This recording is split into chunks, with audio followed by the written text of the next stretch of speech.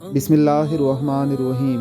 اس شخص کے متعلق کیا حکم ہے جو تعویذ گنڈے کرنے کو اپنا پیشہ بنا لے اور غیر مسلم کو بھی تعویذ قرآنی آیات سے لکھ کر دے اور ان سے اجرت بھی لے، نیز نامحرم عورتوں سے بے پردگی سے ملے جلے، حتیٰ کہ نامحرم عورتوں کو مار پیٹ کرتا ہو اور کہتا ہے مجھے شیخ مدنی رحمہ اللہ نے تعویذ کرنے کی اجازت دی ہے یا کسی بھی پیر صاحب نے اجازت دی ہے، یہ ان کے خلفاء کا نام لیتا ہے، کیا اس شخص کا یہ فعل شریعت کے خلاف نہیں؟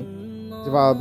تعویذ میں قرآنی آیات یا احادیث کی دوائیں یا ان کے اعداد لکھ کر شفا کے لیے دینا درست ہے، جس طرح نبض پر ہاتھ رکھ کر نامحرم کے مرض کی تشخیص کرنا درست ہے۔